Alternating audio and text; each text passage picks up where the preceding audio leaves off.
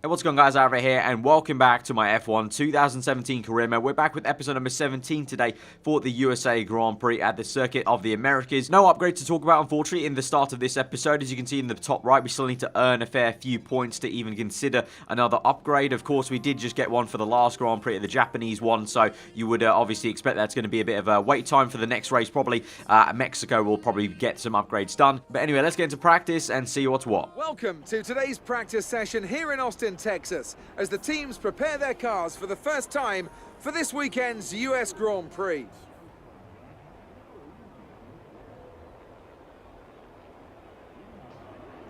I'm here with Anthony Davidson once again. Nice to see you, Ant, and I wanted to ask you about how you go about improving the car over the course of a practice session. How much would you say is already known from the pre-race simulations, and how much do you have to do, how much do you have to work on with a real car on a real circuit? Well, that's a good question, Crofty, and I suppose the simple answer is that there's no such thing as too much information. As you say, the bigger teams have very complex simulations, vast numbers of clever people crunching the numbers back at base, but what they can't tell you is stuff like how the track condition's going to be, or what the temperature's going to be doing over the course of the day, and how all of that's going to be interacting with the tyre. There are so many millions of tiny variables involved in getting these cars around a racetrack quickly, but the computer can't tailor the car to a driver's specific balance requirements. At some point, you still need to put a human being in there and have them feel it through the seat of their pants. And that's why we end up with different drivers having different setups. So what I'm trying to say is, Crofty, nothing beats on-track testing. So into practice, and as per usual, no real issues with hitting these gates for the track acclimatization. But as we move on later into the practice session, when we got to the tyre wear test, there was a few little issues. Obviously, Sector 1 at COTA is very, very fast and flowing, but also very, very difficult on the tyres. And I was finding my tyre wear going really into the red very early on in the lap, and I was unable to actually pull it back later in Sector 2s and Sector 3s. Fuel saving was actually very, very good, because you can lift and coast pretty much the entirety of Sector 1, and then also a lot of those sweeping corners in Sector 3.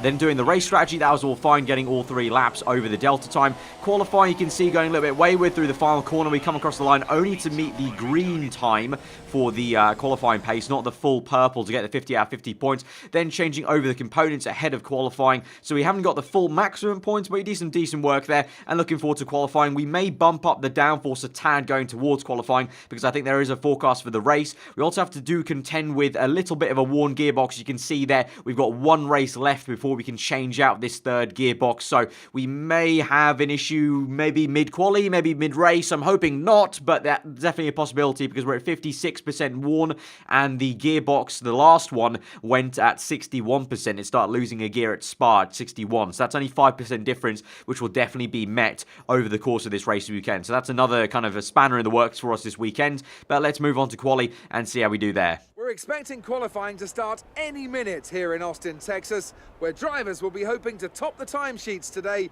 and be ready for tomorrow's US Grand Prix.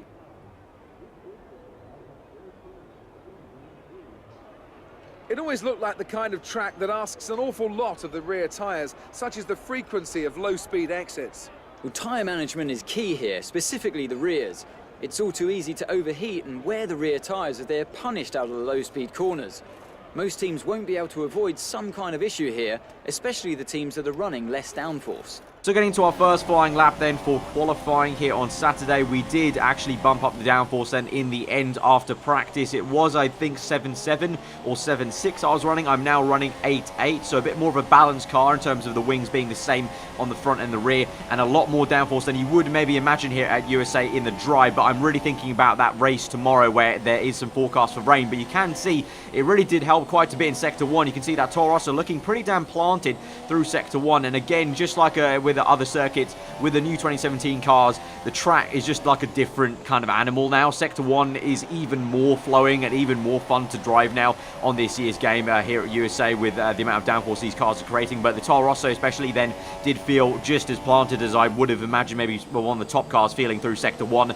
And generally that extra downforce, although it may have hindered us on the straight, definitely did help us through the corners in qualifying. And obviously qualifying may not be such a hindrance. We cross the line now for our first flying lap done. We go through a to our second flying lap. We are a little bit up on our delta time at the moment. You can see being as aggressive as always through Sector 1. At the moment, Lewis Hamilton is on provisional pole position. You can see we're in P9, just behind Esteban Ocon, ahead of Nico Hulkenberg. So pretty decent place to be for now. We'll see how we go as we move on through the last sector. You can see just locking up a tad on the left-hand side into the stadium section, but still up on our delta time, so doing good. But as you can see, as we swing through the triple right-hander, which is basically like that turkey corner kind of backwards, we're losing some time here through the final few corners, sliding around a little bit, not getting as good of an entry and exit to these corners. And then through the final corner, really going deep and wide, sliding a bit, having to go a little bit opposite lock, losing time at the end there, and momentarily went negative in the delta. So we pretty much didn't even gain that much time on that last, on that second flying lap, and we only finish up in 9th place. I say only, that's pretty damn decent actually compared to our recent results, and we do beat our teammate finally after a fair few times being beaten by him on the Saturday qualifying there. And as it was, we do split Ocon and Hulkenberg there just inside the top 10. Once again, the Williams car going well, but you can see Kimi Raikkonen way down the order there actually, and both Red Bulls managing to out-qualify him. So a bit of an issue for the Iceman, but we're looking good in P9. Let's go ahead to the race and see how we do. I think there definitely is some rain forecast, so it should be a bit of a tricky and interesting one. Let's see. What a race we have in store today. It's not going to be plain sailing for our drivers today, although with the sky falling as it is, perhaps sailing isn't too far from the truth. Anthony Davidson, could be a wet one today. Great to have you with us. What are your thoughts? It is a touch damp, isn't it? Well, as a driver, there are 3 big things to worry about when racing in these kind of conditions: standing water, tyre temperature and visibility. Judging distance to the cars around you is really tricky when you're driving through the vast amounts of spray that these wet weather Pirelli tyres kick up. We're almost ready to go then, and this is what the starting grid looks like for today's race. Lewis Hamilton lines up on pole position, with Sebastian Vettel starting alongside. Looking down the rest of the grid, we have Bottas, Ricciardo, Max Verstappen and Raikkonen, Stroll, Ocon, a Toro Rosso and Sergio Perez, Massa, Grosjean, Jolyon Palmer and Wehrlein, Van Dorn, Alonso, Marcus Ericsson and Kevin Magnussen. Sainz and Nico Hulkenberg completes the grid. And with lights out just moments away, it's time to go down to the track. So as we mentioned earlier, there is that rain that was forecast for the race. It's going to be intermediates all race long. You can see the weather's not going to let up, so it's going to be a one stop for a second set of intermediates. And the race day has actually started already quite poorly for us as a team, because you saw there on the grid animations, Carlos Sainz is on the last row of the grid after a whole lot of engine penalties he has received this race. So with the sole Toro Rosso flying the flag in the top 10 for the start of this race, we go to 5 red lights for the USA Grand Prix. We're underway as the lights go out from P9 on the grid, climbing up the gears, losing a tiny bit of traction there in 3rd gear. But then as we climb up, let's see what we can do. We've already got Perez going down our inside there on the proximity arrow. Lance Stroll has forced us onto a curbing a little bit as he goes a little bit slowly, and that's going to allow Sergio Perez to nip it down our inside, unfortunately, as we go wayward and wide. But down the hill, we'll get the speed and re-overtake him there and get on the back of the gearbox of Lance Stroll, who appears to be already struggling in this Grand Prix, already twice now going slowly and very delicately into some of those corners. But we move on to lap 2. It's Hamilton from Vettel, Bottas, then you got Daniel Ricciardo, Kimi Raikkonen,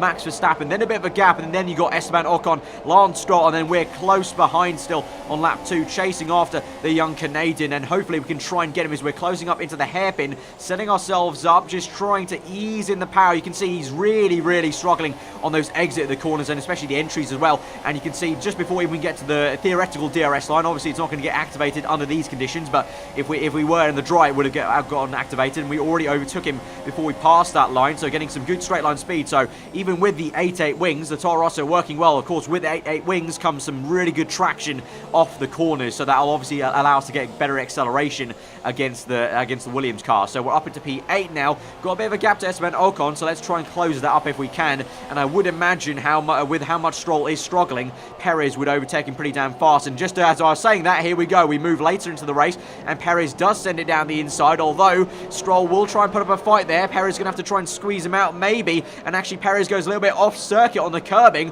and they're still going to go side by side now through the double right-hander, and Stroll's trying his best to keep it around the outside then, but Perez will force him off circuit. Very, very harsh there from Perez, and now Massa has sent it down the inside of Lance Stroll. Brilliant racing here between these three, and Massa's pretty much done a move that Alonso did to him in the real-life 2016 Grand Prix, and now Stroll's going to come back at him, so brilliant little fighting there between these three cars, and especially the two teammates at Williams there, and Stroll so far keeping Massa at bay, even though Massa tried to get it. And speaking of Alonso earlier, Alonso is out of this Grand Prix now, probably with an engine failure, you would imagine, and the safety car has been called out there. So safety car once again in this race, although as we come through the first sector, I don't know what's going on here. There's Ocon and Verstappen were held up by the safety car, and that confused me to hell, and we actually end up hitting the safety car. We got a warning there. Thankfully, unlike older games where, I think back in 2011, there used to be a glitch where if you hit the safety car, it would sometimes blow up your car. So thankfully, nothing happened there. We just got a warning, but that was a very odd situation because Ocon and Verstappen got held up by the safety car. So if I'd come at any more speed, I may have smashed into the back of Ocon. So thankfully, I did kind of look ahead of me in the track and kind of just see that happening. But anyway, we move on to the restart. You can see trying to get on the back of Ocon on the restart doesn't go well for us through that right-hander. Has to go full opposite lock there just to save the car. And we're pretty much left chasing Ocon until finally to the end of lap 10. We're getting really close once again like we were on lap 7, and we can maybe try and make a pass maybe into turn 1. We'll see. We're getting some good speed off that final corner, although you can see in the background there Sergio Perez not too far behind, so at the moment in a Force India sandwich. But into turn 1, here we go. We are closing up on Ocon. He goes a little bit wide here, and we get right up his gearbox. He's actually kind of brake checked a tad. Looks like he was hesitant to get on the power, and we go around the outside of him there, although he will come back at us as I have to lift off a little bit to stop the aquaplaning like I had on lap 7, and we go side by side into the S section here. So in the intermediate, this is going to be very, very tricky. In the dry, it's already a bit of a challenge, but in the wet, this is even more so. We're going to have to leave him the space there because he's still got his nose in there. You can see the proximity arrow goes red, and he swoops round and narrowly misses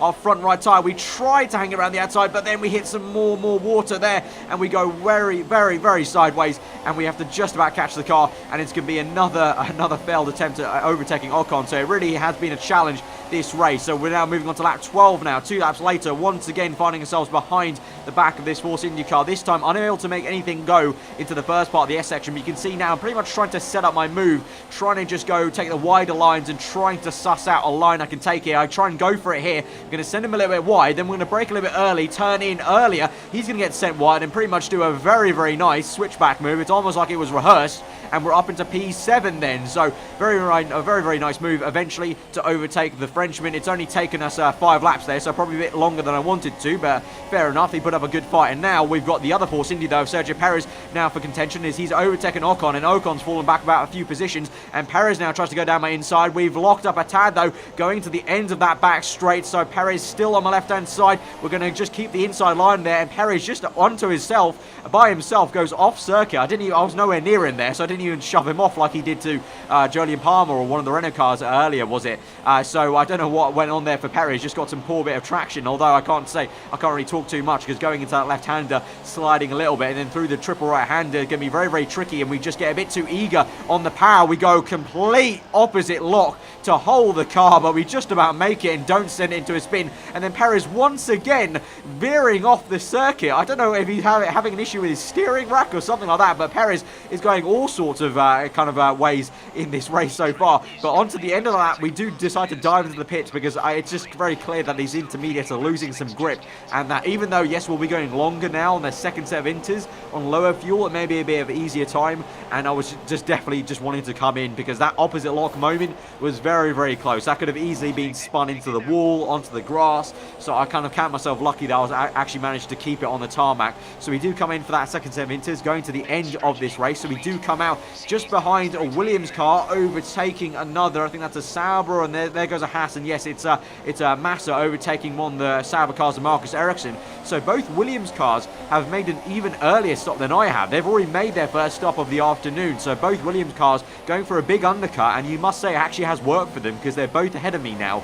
Initially when I was ahead of both of them. So it has worked out. The undercut has worked. So we overtook Ericsson pretty damn easy. We close up to the back of Massa, and once again, just like turn 1 on lap 1, Massa going slowly, or a Williams car going slowly into turn 1, double lockup and hit the back of him. Thankfully no front wing loss, but a lot of mistakes happening for the AI cars into turn 1, so that may be a place we have to try and suss out a move. But I would be saying that, but we move on to lap 16, and we're losing hand over fist to Felipe Massa now as we enter sector 3. You can see he's just off in the distance, waltz off in the distance, and now looking behind me at Sergio Perez, you can see getting too much power down in 4th gear, going wide off circuit, pretty much just like Perez did earlier on the Grand Prix, although for me, I've lost way more time than he ever did previously to the Renault car, which was behind him at the time, and so now he's overtaken us. We're going to have to try and re-overtake him if we can, going through the triple right-hander, going off circuit a little bit more, and that will mean we have to lift off again to try and stop the car from sliding. So getting a little bit flustered now in these conditions, losing some concentration as we've only got 12 laps left in this Grand Prix, locking up into the last corner and trying to desperately catch back up to Perez. We've got fuel to burn, so we're up into rich mix now to try and close up on Perez. You can see it actually is working for us, so maybe Perez running even higher wings than we are as we rapidly close up into him into turn 1, and once again into turn 1 he's gone slowly. What is he doing? Perez has gone way slower than Massa ever did, and now the Renault's come out of nowhere and hit us there as we've gone kind of semi-sideways and slow, and Palmer just comes out of nowhere and decides to smash into our front left, and now we've got Esteban Ocon right up our chuff. As Perez goes wide, I was trying to take a wider line because into turn 1, my line has always been just go a little bit straight, break in a complete straight line, then turn in very sharply to get the better traction down the hill. But Perez just decided to go on very slowly in what was looking like 1st gear almost, and just brake check me pretty much, or kind of just stop me from going forward and then cutting back in for my tight line into turn 1. So very odd stuff there. And so once again coming to wars with Sergio Perez, and it means now onto lap 19 I'm having to re-overtake Jolyon Palmer, or trying to re-overtake him. He's doing a very good job to be a mobile chicane at the moment, parking the bus, and you can see getting a little bit flustered now, going opposite lock as we get caught in his dirty air, and then obviously just added onto the rain that's still coming down. Very tricky, but so we're going to have to maybe be patient and just wait for a straight line speed overtake as we're in lead mix at the moment to try and save fuel. We've just gone to the positive now, so that'll be a bit fine at the end of this race, but let's see. We're going to close up on Palmer. We're in rich mix now, so we're going to get the slipstream. Obviously no DRS activated, just pure slipstream, but as we mentioned earlier on the Grand Prix, the 88 wings haven't been much of an issue. Now we swoop to the inside and we'll try and outbrake Palmer. Very easy on the brakes though, because don't want to lock up in the intermediates. He swoops around the outside and we'll go a little bit away, but we're going to cut back to the inside now. We're going to switch and he's going to keep the racing line, but we're going to go very tight on the entry to that apex. He's going to be a little bit wide. We're still side by side momentarily, but then as we go through onto 4th gear, get the traction down, and we're up into P9 and we've re-overtaken him. But you can see the gap now that Perez has got, and it's going to be very tricky to try and overtake him. It's going to be a bit of a kind of lackluster end to our end for the race. But the other Toro Rosso, Carlos Sainz, you would remember, we haven't seen our teammate too much in this race because of course, remember, he was on the last row of the grid after engine penalties, but he's going to have a bit of an interesting one to this end to this race because he goes round the outside side by side with Stoffel Van Dorn, and Van Dorn, to be fair to him, puts up a big fight. Obviously the McLaren car can kind of match maybe some of the other cars in the intermediates, but Sainz, just like Perez did, shoves the car off wide, Van Dorn, and Sainz is able to overtake him, and then the Haas car takes the opportunity there to overtake the McLaren car. So unfortunately for Van Dorn, loses 2 places in the span of 1 sector, but Sainz really gets a move on at the end of this race because now he goes up to the back of Esteban Ocon and goes down his inside. So Sainz charging into the points of this race after what was a last row start. So very good stuff there from the Spaniard, and showing what he's got in the car. Obviously we've seen a few times he's been a bit hot and cold really, Sainz. And so as we move on to what is I think the second last lap of the Grand Prix here on the highlights, and Sainz is going to try and close up on Palmer to get what will be a great 9th place down the inside of him to be just behind me because we're still in P8, just unable to catch Perez at this point. But Sainz starts to get the move done because Palmer's putting on a bit of a fight just like he did against me, and he goes down the inside and keeps it in, he keeps his nose in there to his rear tyre with Sainz, and so they go side by side into the stadium section. Sainz once again shoves off the car very aggressively off the circuit pretty much. I say shove, really just kind of squeezes him out really. I don't think any contact's made there every single time, just kind of forces him wide, and then Palmer has to go side by side with, I think that's Felipe Massa. Massa tries to go around the outside, or I think that's actually Stroll from that helmet there, and Stroll well, just unable to overtake him there. Meanwhile, we're there going down the main straight onto the last lap of the Grand Prix in P8, but Sainz is up into P9, so that'll be a great P8 to P9 finish if it ends like this with only one lap to go for the two Toro Rosso boys. But really this afternoon, I think all the spotlight's on Sainz there, coming from 19th to 9th place. That is a great drive there. We're going to come home in P8, so that's a solid finish for us. Tricky race there. You know, full intermediate conditions is always going to be a tough one. It's very easy to lose concentration, and I will be honest, there was definitely a lot of concentration lost there at the end of that race, but still P8's pretty decent, and a double points finish for the Toro Rosso guys. A good overall day for the team, I would say. A great win then for the Maranello team today. And I have to wonder, Anthony Davidson, just what set them apart from the competition here. Without a doubt, the safety car changed everything today. The key to their success was keeping calm and reacting to the situation quickly. We've seen teams in the past throw away wins because they were too hesitant, but here they were decisive, and that's allowed them to take the advantage. So, here they come now, out onto the podium. Wherever you go, anywhere in the world, the prancing horse flags are dominant in the grandstands, and they're out in force again today. It's Ferrari on the top step once more.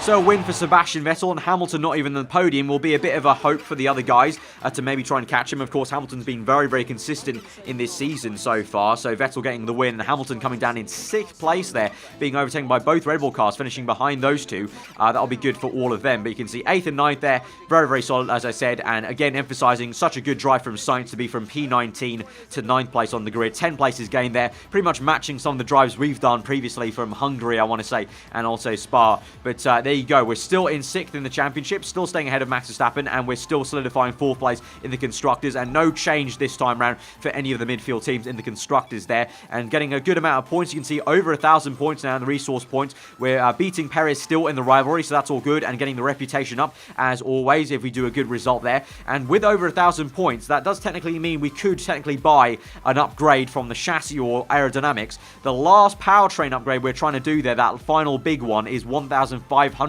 points. So you can see here on screen, I started to debate with myself, looking at the other upgrades for the chassis and the aerodynamics, just having a kind of suss of what maybe I could do, maybe try and see where the R&D tree would take me. In the end, I decided, okay, we'll wait and we'll try and save up for that 1,500 points to maybe get that big hit of the engine power. So we're going to wait for that. So that'll be it for this episode. So once again, if you did enjoy the episode, smash the like button. Let me know what you thought as always in the comments below. If you're around here, then do get subscribed for weekly 4-1 content. I've been aarava. Hope you guys enjoyed the rest of your day, and I'll see you guys next time. Goodbye.